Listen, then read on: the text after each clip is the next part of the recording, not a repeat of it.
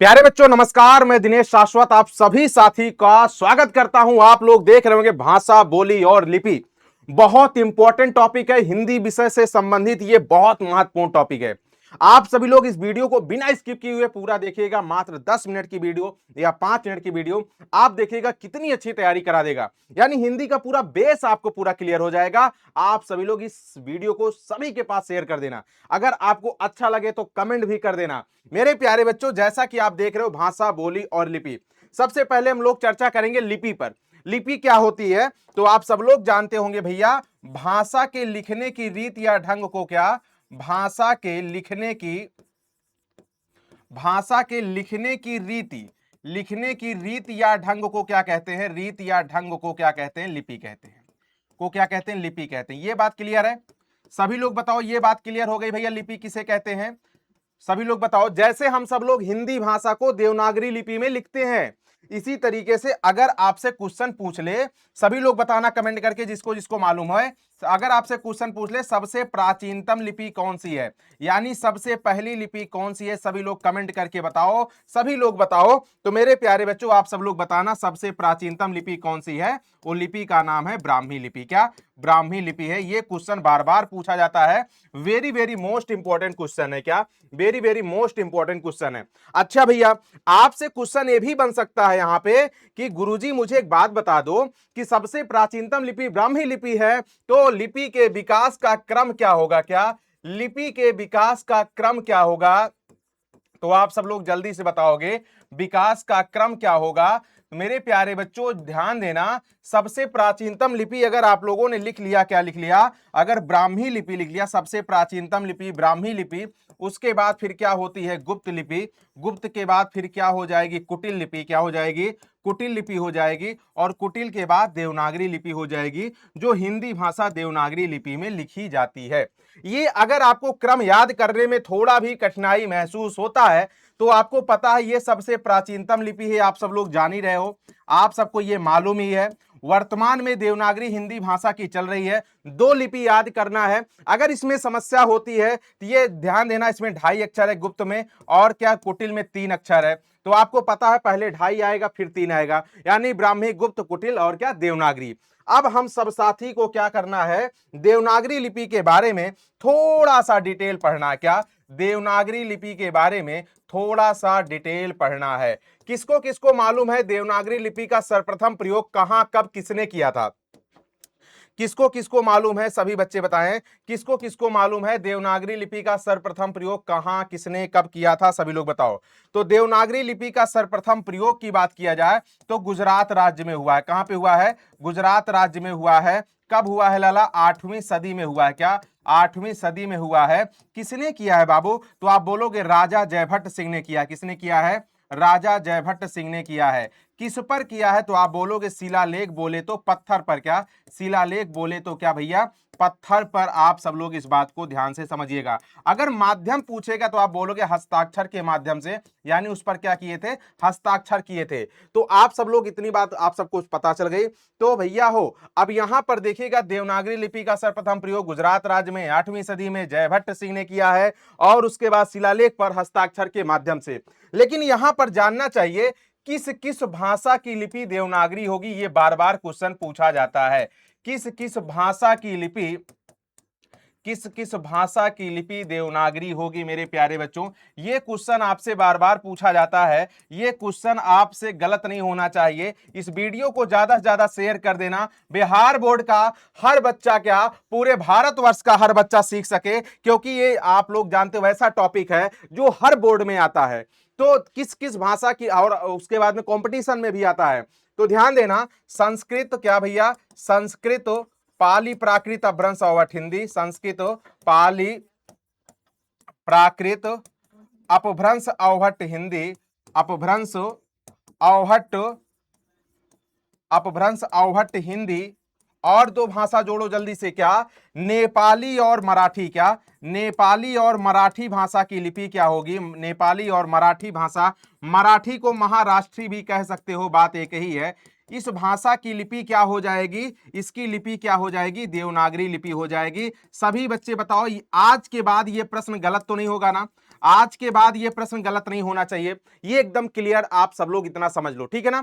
किस किस भाषा की लिपि देवनागरी होगी, तो आप सब लोग यहां पर देख लो, इतनी भाषा की लिपि देवनागरी होगी। उसके बाद मेरे प्यारे बच्चों एक बात और आपको पता होना चाहिए, यहां पर जो है देवनागरी लिपि को क्या क्या कहा जाता है भारत की, तो ध्यान देना, देवनागरी लिपि को भारत की ये मुख्य लिपि, प्रधान लिपि या वैज्ञानिक लिपि के नाम से भी जानी जाती है। ये क्या है, भारत की मुख्य लिपि है। क्या, भारत की मुख्य लिपि है।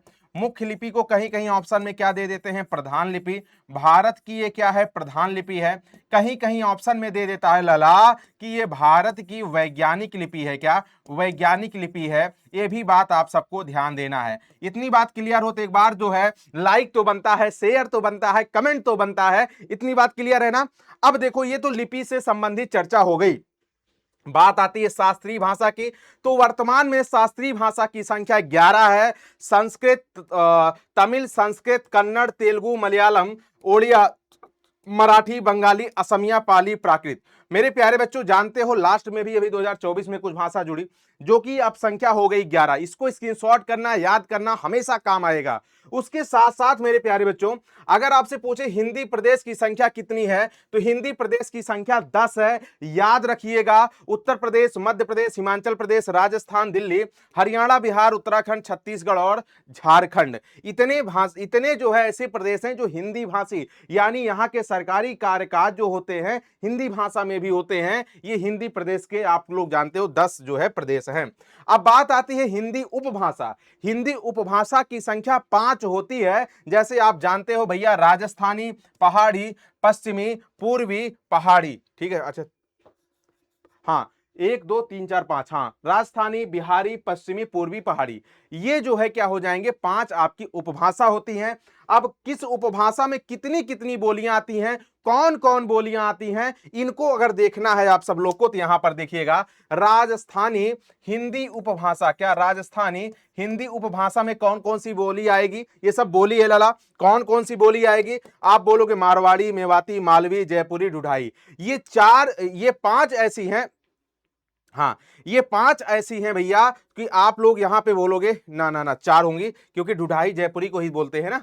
चाहे, हाँ, यहां पे क्या होगी, ये 4 बोली ऐसी होंगी जो राजस्थानी के अंतर्गत आएंगी। क्या, जो राजस्थानी के अंतर्गत आएंगी, ये 4 बोली हो जाएंगी, ठीक है ना। बिहारी के अंतर्गत, बिहारी हिंदी भाषा के अंतर्गत 3, मगही, भोजपुरी और मैथिली, यानी कितनी हो गई, 4 3 7 हो गई। क्या, 4 3 कितनी हो गई बोली भैया, 7 बोली हो गई। चलो भैया, पश्चिमी हिंदी उपभाषा के अंतर्गत खड़ी बोली हरियाणवी, दक्षिणी, ब्रज, बुंदेली, कन्नौजी, 6, यानी 7 और 6 कितनी हो गई, 13 हो गई। कितनी होगी लाला, 13 हो गई, याद रखिएगा। उसके बाद फिर भैया पूर्वी हिंदी भाषा के अंतर्गत 3 आएगी, अवधी, बघेली, छत्तीसगढ़ी, यानी 13 3 कितना हो गया, आप बोलो गुरुजी 16 बोली हो गई।